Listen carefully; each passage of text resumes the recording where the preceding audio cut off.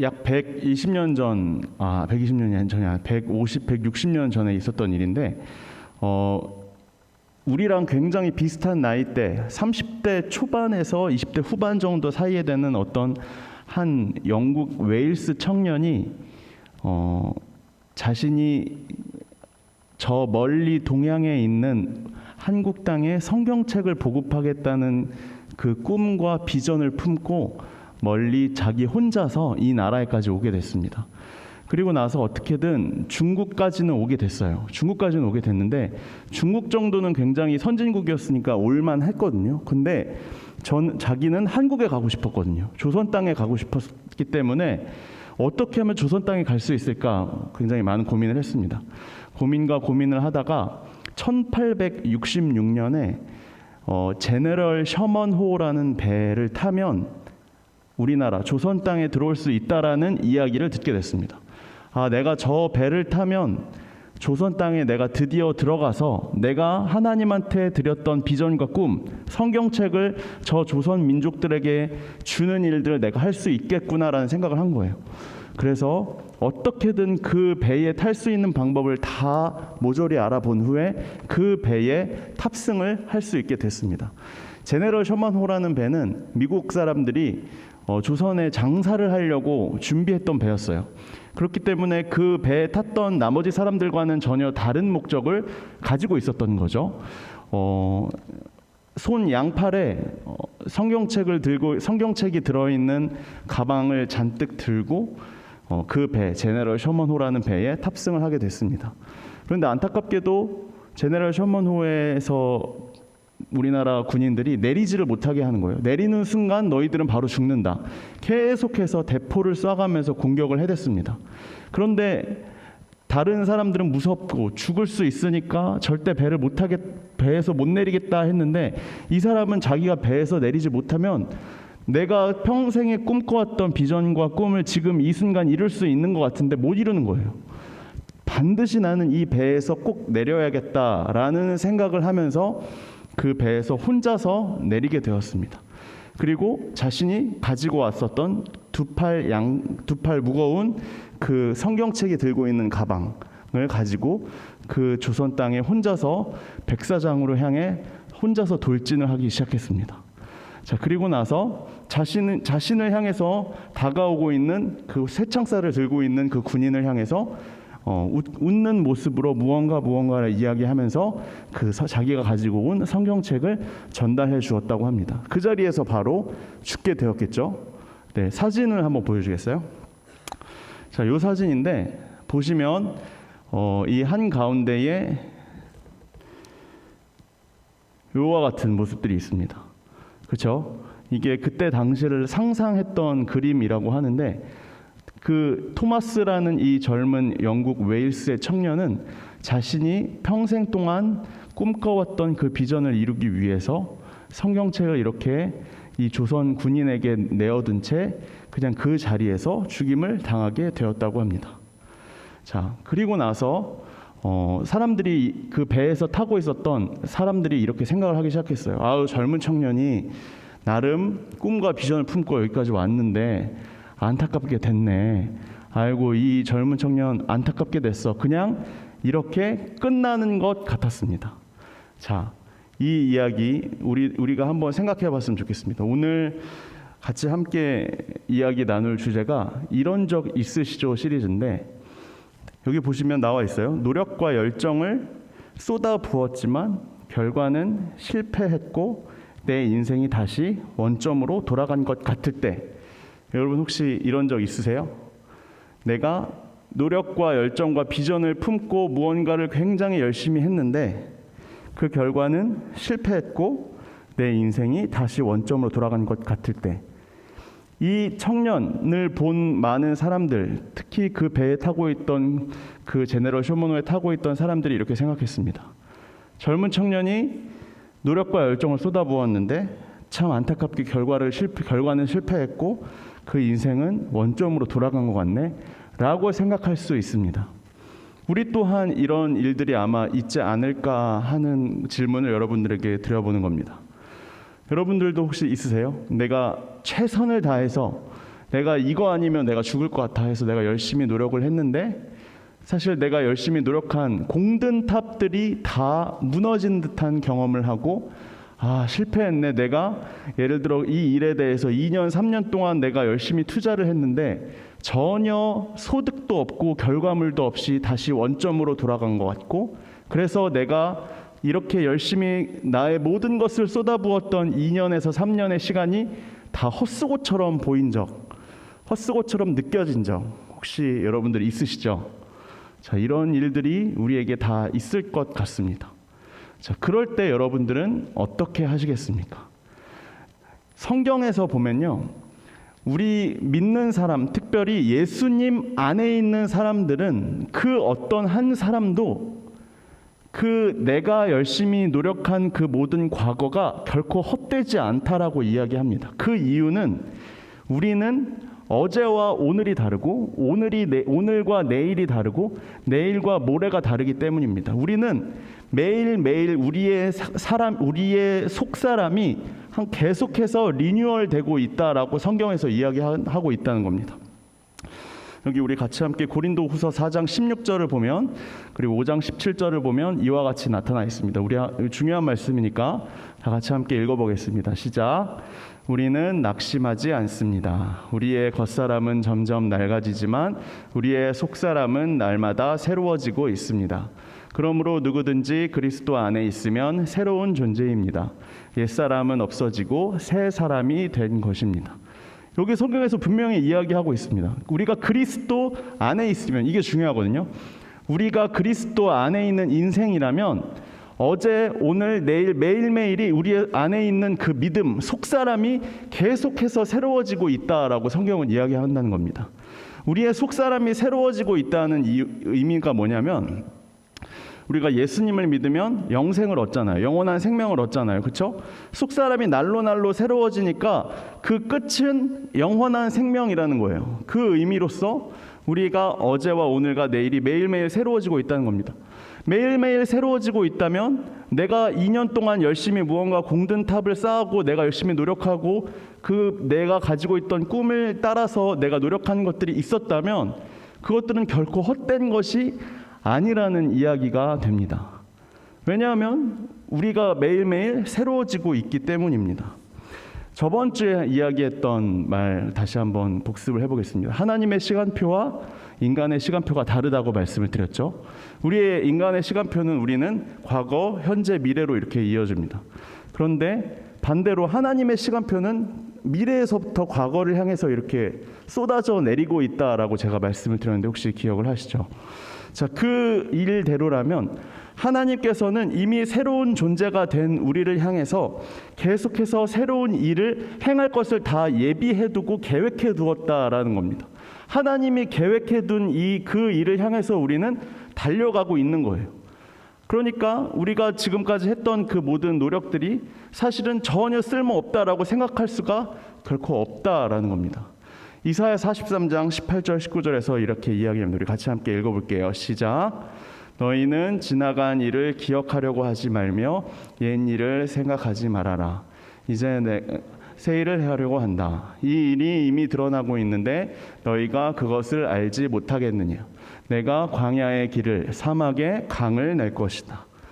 하나님께서 우리에게 계획해 놓으신 여러분들의 인생 계획표에는요, 내가 생각하는 내 수준의 사고방식에서의 그 정도의 크기의 일이 아니라 완전히 다른 차원의, 완전히 다른 크기의, 완전히 다른 사이즈의 일을 여러분들의 인생 계획표에 하나님이 다 계획을 해 놓으셨다라고 이사야 43장 18절 19절에서 이야기한다는 겁니다. 우리의 사이즈 정도의 생각으로는 고작 이 정도예요. 광야의 길을 낼 수 있습니까? 사막의 강을 낼 수 있습니까? 절대 못 내잖아요. 우리 인생 가운데 광야의 길과 사막의 강을 내는 정도의 일은 일어날 수 없어요. 왜냐하면 상식에 부합하지 않으니까.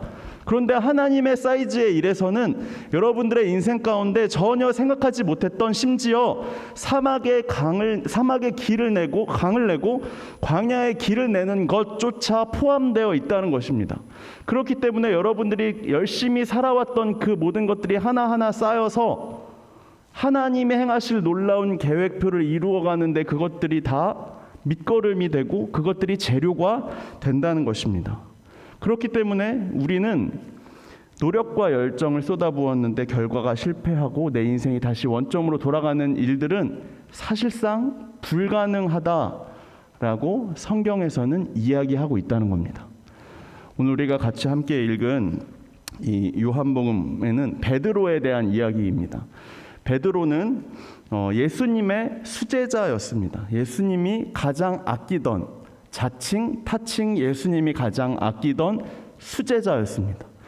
예수님이 자신을 아낀다고 생각했기 때문에 예수님이 아마 베드로에게 이렇게 이야기를 했죠. 내가 너에게 천국 열쇠를 주겠다. 너 이름을 이제 베드로라고 불러줄 테니 너의 반석 위에 내가 교회를 세우겠다라고 베드로에게 예수님이 이야기하셨습니다. 그래서 카톨릭에서는요, 베드로가 일대 교황이라고 자처합니다. 그게 진실인지는 우리가 알 수 없는데, 아무튼 베드로가 예수님이 명령하신 가장 첫 번째 교회를 세운 사람이다라는 것은 성경에서 부인할 수 없기 때문에 그것은 우리가 넘어가도록 하겠습니다. 아무튼 베드로에게 예수님은 천국의 열쇠를 주셨다는 겁니다. 그 천국의 열쇠는 바로 교회의 열쇠입니다. 그런데 마가복음 4장 19절, 29절, 30절을 보면 베드로가 그래서 이렇게 이야기하는 겁니다. 베드로가 예수님께 말했다. 모든 사람들이 주를 버린다 해도 저는 절대로 주님을 버리지 않겠습니다. 이 정도로 이야기한 겁니다. 왜냐하면 나는 예수님의 수제자니까. 나는 예수님을 절대로 버리지 않을 사람이니까. 이 정도의 호기로운 정도의 이야기는 할 수 있었던 거예요. 자, 그러자 예수님께서 베드로에게 이렇게 말씀하십니다. 내가 너에게 분명히 말하지만 오늘 밤에 닭이 2번 울기 전에 너가 나를 3번이나 모른다고 부인할 것이다. 이렇게 호기롭게 이야기한 베드로를 향해 예수님은 어떻게 보면 초를 치고 계신 거예요. 너는 그 정도는 안 될걸? 예수님이 아마 이렇게 이야기하시는 것 같습니다. 그런데 얼마 시간이 지나지 않아서 정말로 예수님이 예언하신 대로 이루어졌죠. 마가복음 14장 71절 72절 보면 이렇게 나오고 있습니다. 베드로는 만일 자기가 그런 사람이라면 저주를 받을 것이라고 맹세하면서 나는 당신들이 말한 이 사람을 모릅니다 라고 하였다. 사람들을 향해서 너 그런 말 하면 너 저주 맹세 받아라고 하면서 예수님을 모른다고 부인을 하고 있는 거예요. 얼마 전까지만 해도 저는 예수님을 절대 버리지 않을 거예요. 저는 예수님의 수제자예요. 저는 예수님으로부터 천국 열쇠도 받았고요. 저는 예수님으로부터 교회의 반석이 되리라고 말씀도 해주신 예수님의 수제자예요 라고 이야기했는데, 그 시간도 얼마 지나지 않아서 너 예수님 친한 사람 아니야? 너 예수님 아는 사람 아니야? 라고 누군가가 물었을 때 저주 맹세를 하면서 나는 예수님 절대 모르. 내가 예수님 알면 내가 너 저주 맹세할 거야 라면서 악담을 퍼부을 정도로 이렇게 예수님을 모른다고 부인하는 존재로 바뀌었다는 겁니다. 베드로는 예수님이 너가 지금 가지고 있는 그물을 버려두고 나를 따라오너라 라고 부르셨을 때 자신이 가지고 있었던 그물을 버려둔 채 예수님을 따라가서 3년 동안이나 예수님의 수제자로 지냈던 사람이었습니다. 3년 동안이나 예수님을 따라다녔던 수제자였는데, 한 사람이 너 예수님 아냐라고 물었던 그 질문 하나에 저주 맹세를 하면서 3년간 자신이 그렇게 내가 예수님만을 따라가겠다라고 그렇게 고백하면서 예수님의 그 사랑을 고백했던 베드로는 지금 이 자리에서 예수님을 모른다고 3번이나 부인하고 있는 것입니다. 어떻게 보면 지금 이 상황에서 베드로가 가지고 있었던 이 3년간의 시간은 아마 물거품이 되지 않았을까 하는 생각이 듭니다. 베드로는 그 이후에 자신이 이렇게 예수님을 3번이나 부인했다는 사실을 너무나 비참하게 생각하면서 그 이후에 자책을 하면서 다녔습니다. 내가 예수님을 그렇게 사랑한다고 했는데, 내가 예수님 목숨 바쳐서 예수님 지켜드리겠다고 했는데, 예수님이 가장 필요할 때 나는 예수님 모른다고 했던 그런 배신자다. 자신의 마음속에 있는 상처와 트라우마로 인해서 더 이상 예수님을 바라보고 예수님을 따라갈 수가 없었습니다. 그 이후에 예수님이 십자가에 못 박혀 돌아가셨죠. 그리고 나서 예수님이 다시 살아나셨다는 소문도 듣게 되었습니다. 그런데 예수님이 다시 살아나셨으면 너무 기쁜 소식인데 예수님 곁에 못 가겠는 거예요. 내가 예수님 이렇게 사랑했는데 내가 예수님한테 이렇게 배신 때린 게 너무 가슴에 남고 상처가 남아서 예수님에게 다시 돌아갈 수가 없는 거예요. 그래서 베드로는 한동안 예수님 곁이 아닌 아주 멀리 떨어져서 저 멀리에서 예수님을 바라보는 삶을 살아야만 했습니다. 예수님이 다시 부활하셔서 이 땅 가운데 다시 나타나셔서 사람들에게 다시 나타나셨다는 이야기를 듣고 두 번째 듣고 나서 예수님의 부활이 확실해지고 난 후에 베드로는 이제 내가 할 수 있는 일은 아무것도 없다라는 생각을 하게 되었습니다. 그래서 자신이 원래 하고 있던 직업 디베랴 호수에서 다시 그물을 들고 배를 타고 물고기를 잡는 어부의 일을 하기로 했습니다.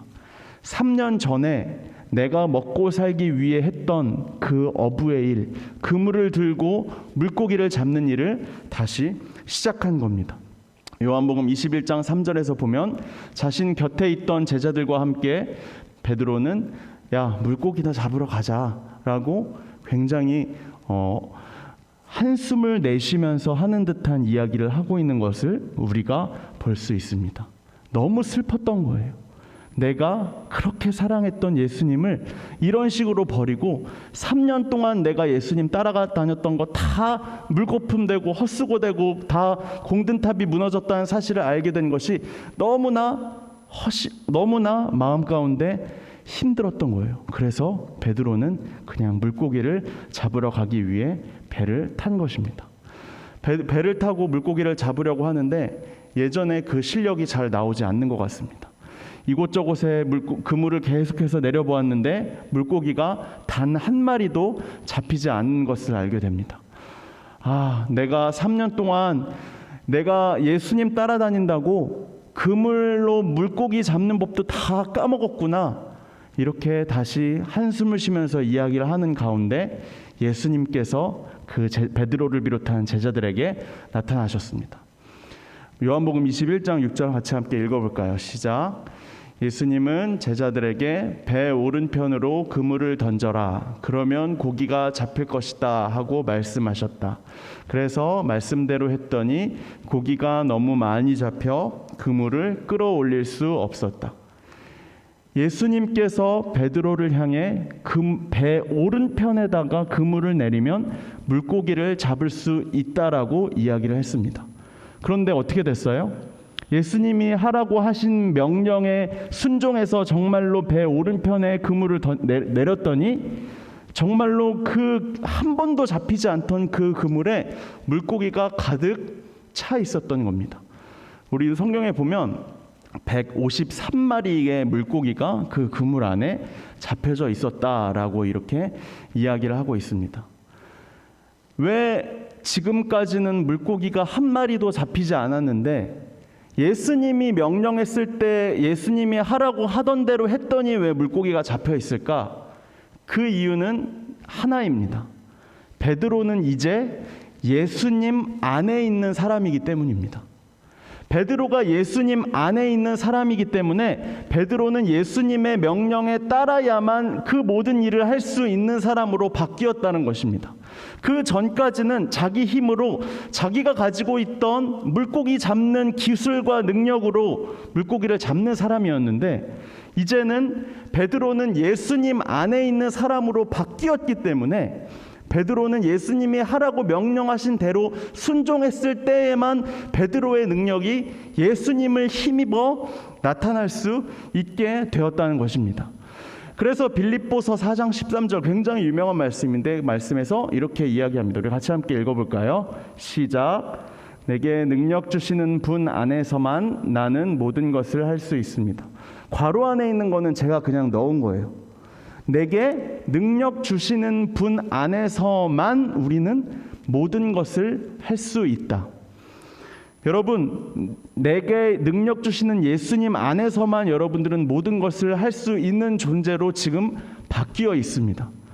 여러분들이 내가 지금 하고 있는 일이 다 물거품처럼 보이고 실패한 일처럼 보이고 다 쓸모없는 일처럼 만약에 보인다 할지라도 여러분들이 지금 예수님 안에 있다면, 그래서 예수님의 말씀에 순종하는 삶이라면 예수님께서는 여러분들이 하고 있는 그 모든 일을 다 의미 없는 일이 아니라 다 모든 것이 다 필요한 일들로 바꾸어 주신다는 거예요. 그게 바로 예수님께서 여러분들 안에 있다는 그 증거입니다. 아까 전에 제가 말씀드렸죠. 여러분들의 인생의 계획표에는 이미 다 하나님이 다 여러분들의 향한 인생 계획표를 다 만들어 놓고 계신다고. 여러분들이 지금 하루하루 살아가는 매일매일 새로워지는 삶 가운데 여러분들이 지금 예수님 안에 있다면 여러분들은 지금 매일의 삶이 새로워질 것이고, 하나님이 여러분들을 향해서 미리 계획해놓고 예비해 두신 그 계획표에 여러분들이 매일매일 새로워짐으로 하나님께서 여러분들을 향해 새로운 일을 행하심으로 여러분들이 그 일들을 감당할 수 있게 된다는 것입니다. 그래서 결론입니다. 여러분들이 지나간 과거에 얽매이지 않으셨으면 좋겠습니다. 그리고 새로운 일을 행하실 하나님을 바라보셨으면 좋겠습니다. 여러분들 가장 먼저 해야 할 일이 뭐냐면요, 여러분들이 예수님 안에 있느냐 없느냐입니다. 여러분들 지금 여러분들의 인생이 하나님의 그 계획표 안에 있습니까? 여러분들 지금 예수님 안에 거하며 살아가고 계십니까? 여러분들 예수님이 말씀하시는 그 말씀에 순종하며 살아가고 계십니까? 그렇다면 여러분 걱정할 필요가 없는 거예요. 여러분들이 하는 모든 일은 다 의미가 있습니다. 여러분들이 다 쓸모없는 시간이라고 생각할지라도 그 시간들이 하나하나 쌓여서 여러분들을 통해서 하나님이 여러분들을 향해 새로운 일을 행하실 것입니다. 가장 먼저 해야 할 일은요, 여러분들이 지금 하나님 안에 거하고 있는지 점검해 보시기 바랍니다. 내가 지금 하나님의 음성에 순종하고 있는가? 하나님의 말씀을 따라가고 있는가? 여러분들이 가장 먼저 점검해야 할 것입니다. 그리고 나서 여러분 과거로 돌아가지 않으셨으면 좋겠습니다. 베드로는 계속해서 자신의 실패를 묵상하면서 그 트라우마 속에서 살아갔습니다. 내가 예수님을 3년 동안 그렇게 수제자로 따라다녔는데 내가 예수님 모른다고 예수님 배신 때린 그 생각 때문에 베드로는 한동안 아무것도 못하다가 결국 어디로 돌아갔어요? 결국 자신이 원래 하고 있던 업으로 물고기 잡는 일로 돌아갔습니다. 물고기가 잡힙니까? 과거와 상처와 트라우마 속에서 살아가는데 그 물고기가 잡힙니까? 절대 물고기가 잡힐 수 없는 거예요. 그럼에도 불구하고 예수님이 그 베드로와 제자들을 향해 다가오셔서 오른쪽에 내리라고 했을 때 물고기가 어떻게 됩니까? 가득 잡히잖아요. 베드로가 제자들이 그 오른쪽에는 그물을 안 던져봤겠습니까? 수도 없이 던졌을 거예요. 그런데 물고기가 안 잡혀요. 예수님이 말씀하셨을 때, 순종했을 때에만 물고기가 잡힙니다. 예수님은 물고기를 잡을 수 있도록 해주실 수 있는 분이라는 거예요. 그런데 여러분, 베드로를 향해서 예수님이 물고기 153마리 매일매일 잡도록 하십니까? 아닙니다. 그 이후에 베드로의 삶은 완전히 180도 바뀌어서 마치 예수님처럼 온 세상 가운데 복음을 전하러 다니면서 예수님처럼 십자가에 거꾸로 못 박혀 죽을 정도로 내가 예수님을 위해 헌신하겠다고 했던 그 3년간의 제자의 삶을 완전히 완성시키는 일들을 그 이후에 놀라운 그 사역을 통해 보여주게 됩니다. 그것이 바로 예수님께서 베드로의 3년을 준비시키셨던 이유였던 거예요. 여러분들은 새로운 일을 행하실 하나님을 바라보셨으면 좋겠습니다. 이사야 55장 8절 9절에 보면 이렇게 나타나 있습니다. 내 생각은 너희의 생각과 다르며 내 길은 너희의 길과 달라서 하늘이 땅보다 높은 것 같이 내 길은 너희 길보다 높고 내 생각은 너희의 생각보다 높다. 여러분, 내 차원에서 생각하시지 마시고 하나님 차원에서 생각해 보세요. 하나님이 여러분들에게 어떤 계획표를 가지고 있을지 그 차원에서 생각을 하시라고요. 하나님의 길은 우리의 생각과 훨씬 더 높고요, 하나님의 생각은 우리의 생각보다 훨씬 더 높습니다. 우리는 이 정도로 생각을 할지 모르겠지만 하나님은 광대한 분이어서 우리가 측량할 수 없는 정도의 일을 여러분들의 인생 계획표 가운데 준비하고 계신 분이라는 것입니다. 여러분들이 하나님의 사이즈와 하나님의 차원에서 여러분들의 인생을 계획하신 하나님의 음성을 따라가는 여러분들이 되었으면 좋겠습니다.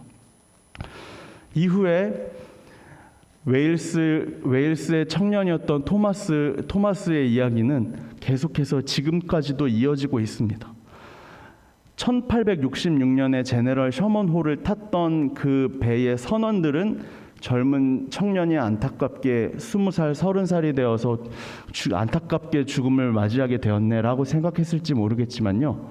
그 다음에 자신을 향해서 성경책을 던져주었던, 그래서 그 청년을 찔러 죽였던 박춘권이라는 분이 있습니다. 당시에는 군인이었겠죠. 그 박춘권이라는 분이 자신을 향해서 죽이러 달려오는 사람에게 선한 얼굴로 성경책을 건네주는 것을 자신은 잊을 수가 없다라고 이야기했다고 합니다. 그리고 나서 이 박춘권이라는 사람은 나중에 어느 교회에서 장로가 되었다고 합니다. 그리고 자신이 전해받은 성경책을 많은 사람들에게 전파하면서 많은 사람들이 이 토마스가 전해준 성경책을 읽고 예수님을 만나게 되었다고 합니다. 여러분, 이게 하나님 정도 크기의 일으로부터 비롯되는 거예요. 토마스의 인생이 거기에서 끝난 것처럼 사람들은 생각하겠지만 하나님께서는 그보다 더 큰 일들을 이미 계획해 두셨다는 것입니다. 토마스의 인생이 쓸데없고 다 필요 없는 인생이었습니까? 결코 그렇지 않았습니다. 하나님께서는 토마스의 인생을 통해 놀라운 계획, 그 계획을 실제로 이 땅 가운데, 이 대한민국 땅 가운데 이루어 주셨다는 것을 여러분들이 기억했으면 좋겠습니다. 여러분들이 지금 앞으로 내가 가야 할 길이 어디인지에 대해서 여러분들 고민하고 있는 분들 많이 있을 거예요. 내 진로를 어떻게 해야 하나? 내가 어떤 직업을 가져야 하나? 나의 학업은 어떻게 해야 하나? 내가 가지고 있는 학업과 내가 가지고 있는 능력을 가지고 토대로 이제 나는 앞으로 어떤 삶을 살아가야 하나?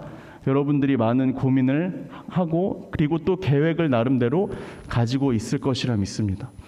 여러분들이 꼭 기억하셔야 될 것은 여러분들이 하나님 안에 있다면, 예수님 안에 있다면, 예수님의 말씀에 순종하고 있는 삶을 살아가고 있다면 여러분들이 생각하고 있는 범위 그 이상으로 하나님께서는 여러분의 삶을 계획해 두시고 그 일들을, 아주 새로운 일들을 이루어 가실 것이라는 사실입니다.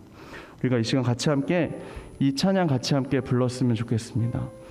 여기 마지막에 가사에 보면 이와 같은 가사가 나옵니다. 오늘 이사야 55장에 나왔던 가사인데요. 광야에 길을 만드시고 날 인도해 사막에 강 만드시는 것 보라. 하늘과 땅 변해도 주의 말씀 영원히 내 삶 속에 새 일을 행하리. 여러분, 하나님께서 여러분들 향해 이와 같이 일을 하실 것이라고 분명히 말씀하셨습니다. 여러분 사이즈, 내가 생각할 수 있는 범위 내에서 생각하지 마시고요. 하나님의 범위, 하나님의 사이즈로 여러분들의 인생을 계획하실 하나님을 여러분들이 바라보셨으면 좋겠습니다. 우리 이 시간 이 찬양 같이 함께 불렀으면 좋겠습니다. 나의 가는 길, 이렇게 찬양하겠습니다.